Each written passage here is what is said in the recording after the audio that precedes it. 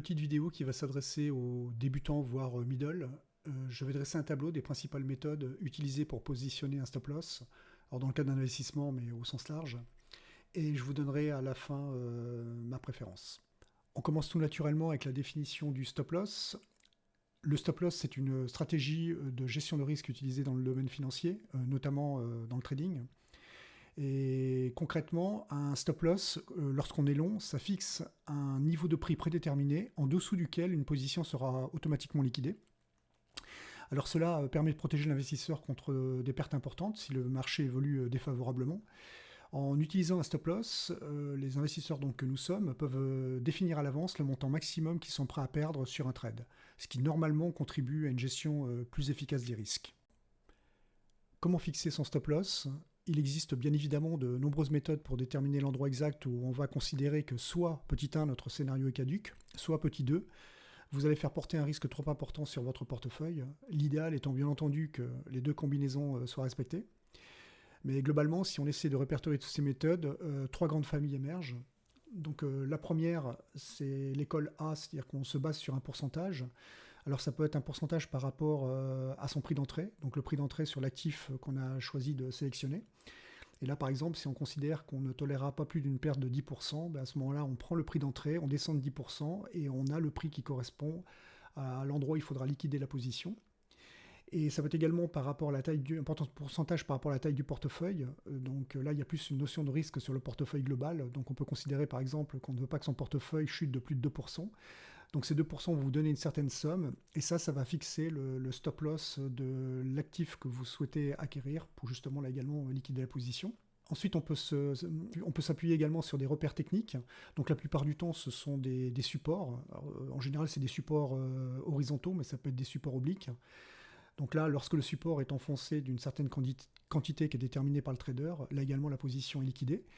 Mais ça peut être également des moyennes mobiles. Alors ça peut être la moyenne 7, la 14, la 20, la 50, la 100, la 200, etc. Donc du coup, le support maintenant est défini par une moyenne mobile. Lorsqu'on passe en dessous de cette moyenne mobile, là également la position est liquidée. Ça peut être des croisements de moyennes mobiles, par exemple la 50 avec la 200, à la hausse ou à la baisse, enfin plutôt à la baisse en l'occurrence si on veut positionner notre stop loss. Et ça peut se baser également sur des indicateurs techniques tels que le RSI, le MACD, etc. Et en fait, on a une troisième famille qui est plus liée justement à la notion de risque. Ce sont les indicateurs de volatilité. Alors, on a l'ADR et l'ATR par exemple. Donc, ADR, c'est pour Average Daily Range et ATR pour Average Through Range. Donc, ce sont des indicateurs de volatilité. Alors, je ne vais pas rentrer dans le descriptif de la manière dont ils fonctionnent. Il faut juste comprendre que c'est des indicateurs qui mesurent la nervosité de l'actif sur lequel on a porté notre attention par rapport à sa valeur moyenne. On commence avec la méthode la plus classique et basique que sont les pourcentages. Donc là, j'ai pris un pourcentage par rapport à un prix d'entrée. Donc j'ai pris un actif qui s'appelle GitLab. Alors juste pour information, GitLab, c'est une plateforme de gestion de cycle de vie des applications qui offre des fonctionnalités de gestion de code source et d'intégration. Mais le but ici, c'était juste de vous montrer un cours typique et se fixer un peu les idées avec de vraies valeurs. Donc là, on imagine qu'on a fixé un stop loss à 10%. Donc ça veut dire que si on décide de prendre position au jour d'aujourd'hui, donc on va acheter l'actif à 57,22. Ensuite, on va calculer notre stop loss. Alors pour calculer notre stop loss, étant donné qu'on accepte une chute de 10%, ça revient à multiplier par 0,9 le 57,36, qui nous fait 51,44. À ce moment-là, chez son courtier, on va positionner notre stop loss à 51,44. Et donc, notre broker, lorsque cette butée sera atteinte, il liquidera la position.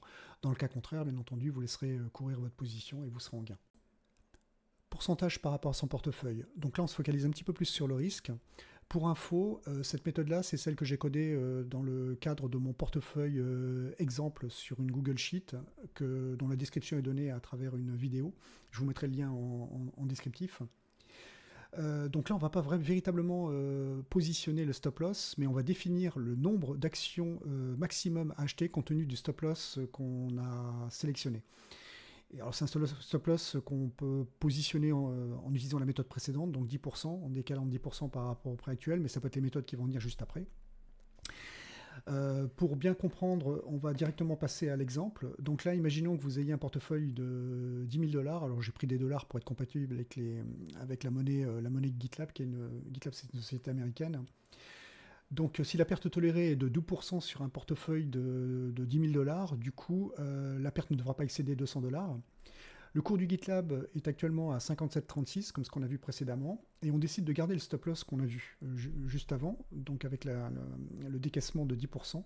Donc on a un stop loss à 51,44. Alors maintenant, la question à se poser, c'est combien d'actions je peux acheter si j'ai mon cours qui passe de 57,36 à 51,44. Qu'est-ce qu'on fait? On prend la perte maximum acceptée qui est de 200 dollars, c'est-à-dire les 2% du portefeuille. Les 200 dollars, on les divise par l'écart qu'on a entre le cours actuel et l'endroit où on a positionné notre stop loss. Donc là, ça fait à peu près 6 dollars. Donc, ça nous fait 33 actions. Donc, enfin, en fait, c'est fractionnaire, le résultat est fractionnaire, mais soit vous avez un broker qui vous autorise l'achat d'actions fractionnaires, ou soit ce n'est pas le cas, auquel cas vous arrondissez par la valeur inférieure. Donc là, dans ce cas-là, ce serait 33 actions. Alors maintenant, imaginons que ce stop loss, vous décidiez de le décaler. Là, on est à 51, j'essaie de le mettre à 45. Donc, je décale de 6 dollars supplémentaires. Donc comme je décale, là j'avais 6 dollars d'écart, je décale encore de 6 dollars, donc j'ai un écart de 12. Donc c'est comme si je multipliais par 2 le dénominateur. Donc je divise par 2 le nombre d'actions, et du coup, je ne vais pas pouvoir acheter 33 actions, mais plutôt 16 actions. Passons sur la méthode qui s'appuie sur les repères techniques. Donc là, j'ai choisi de vous présenter les supports. Alors là encore, il existe pas mal de sous-écoles pour définir les supports. Donc là, moi j'ai choisi d'utiliser le profil volumétrique et ce qu'on appelle le POC, le Point of Control du profil volumétrique, c'est-à-dire c'est là où vous avez eu le plus d'échanges entre les acheteurs et les vendeurs. Donc là, c'est dans cette zone-là, donc on voit que là, il y a eu pas mal de congestion à cet endroit-là. Ensuite, on peut utiliser d'autres types de supports, qu'on peut utiliser par exemple les gaps, les zones de déplétion, là où vous avez très peu d'acheteurs et de vendeurs, c'est-à-dire que le cours n'a pas beaucoup été travaillé à cet endroit-là, donc ça peut être une autre possibilité. Donc moi j'ai pris ce qui correspond au POC qui est là donc sur la ligne rouge. Donc dans ce cas-là, en fait, on aurait choisi un stop loss à 49,22. Mais par contre, si effectivement on avait pris la zone où vous avez un gap ici, ça aurait été plutôt 51,44. Donc ça c'est relativement simple à comprendre. Et concernant les supports, encore une fois, vous pouvez aussi déterminer que le support, c'est la partie inférieure du range ou la partie supérieure, etc. Enfin bref, la méthode c'est toujours la même. Une fois que le support a été franchi, vous liquidez la position. Et là, en l'occurrence, la position sera liquidée à 49,22 dollars. Donc là, on va terminer avec les méthodes qui s'appuient sur des critères statistiques. Donc là, j'ai utilisé l'ATR pour Average Through Range. Alors, l'Average Through Range, il est fait sur 14 périodes, c'est-à-dire que je détermine le comportement de l'actif, le comportement statistique de l'actif sur les 14 dernières périodes.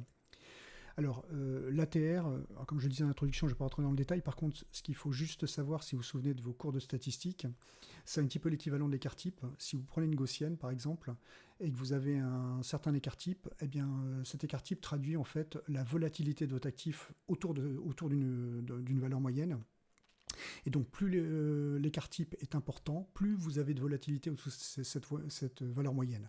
Et inversement, bien entendu. Ça, c'est la première chose qu'il faut savoir. Maintenant, ce qu'il faut savoir aussi lorsque vous utilisez une gaussienne, c'est que la probabilité de se situer entre plus ou moins un écart type, c'est de l'ordre de 68%. Et la probabilité de se situer entre plus ou moins deux écarts types, c'est de l'ordre de 95%. Donc là, comme l'ATR, c'est un petit peu l'image de cette espèce d'écart type, là, on a choisi de fixer notre stop loss à deux fois l'ATR, évalué sur 14 jours. GitLab, on l'a compris, il vaut 57,36. Donc si on se fixe un stop loss à 2 fois l'ATR, qu'est-ce qu'il suffit de faire? On prend le cours actuel de GitLab et on soustrait 2 fois la valeur de l'ATR. Et là, si vous regardez la valeur de l'ATR courant, il est de 3,13. Donc ça veut dire qu'il faudra fixer son stop loss à 51,1. Alors, juste pour revenir sur l'ATR, là, si vous regardez un petit peu la forme de l'ATR, on voit qu'il y a des moments de creux, il y a des moments où il y a des bosses, etc. Sachant que là, vous êtes à 2 et vous êtes à 4. Donc ça traduit bien l'idée de ce que j'essaie de vous décrire tout à l'heure avec la gaussienne. C'est que là, regardez, par exemple, vous avez un pic d'ATR, ce qui est logique, parce que là, vous avez une volatilité qui est énorme, liée à ce mur descendant, là. Ensuite, ici, vous avez une espèce de stabilisation des cours. Donc là, l'ATR s'est un petit peu calmé. Vous êtes plutôt en bas, sur la partie basse de l'ATR. Ici, la volatilité revient. Hop, vous avez votre ATR qui monte. Il y a une espèce de stabilisation, retour de la volatilité, etc., etc. Donc, utiliser l'ATR, ça a quand même beaucoup de sens justement dans la manière de procéder, car ça permet d'avoir un stop loss qui intègre la dynamique de l'actif. Et ça évite, entre autres, de se faire dégager sur un pic de volatilité. Et là, si vous prenez deux ATR, comme ce que je disais juste avant, ça correspond, la probabilité de vous faire dégager, c'est de l'ordre de 5%. C'est-à-dire les 100% moins les 95% de rester dans le range. Ce survol concernant la présentation des principales familles de détermination du stop loss touche à sa fin. Je suis assez content de moi parce que j'ai fait une vidéo relativement courte. D'habitude, j'ai du mal à descendre en dessous des 30 minutes. Là, je pense que je vais être à une quinzaine de minutes maximum. Donc, sur les trois familles, moi, très clairement, celle que j'utilise, c'est la dernière. C'est parce qu'elle s'appuie sur un modèle mathématique statistique. Et moi, comme j'ai plutôt une culture scientifique et que j'ai l'habitude de m'appuyer sur des modèles mathématiques, c'est quelque chose qui me convient très très bien. En tous les cas, il y a une règle que je ne transgresse jamais, c'est celle qui nous relie au money management, c'est-à-dire que je ne dépasse jamais un certain pourcentage de pertes par rapport à mon portefeuille total. J'en ai parlé dans une des vidéos que j'ai produites qui s'intitule « Les marchés sont taillés pour perdre ». Si vous allez vers la fin, vous verrez les conséquences de ne pas respecter justement ce money management en termes justement d'érosion du portefeuille.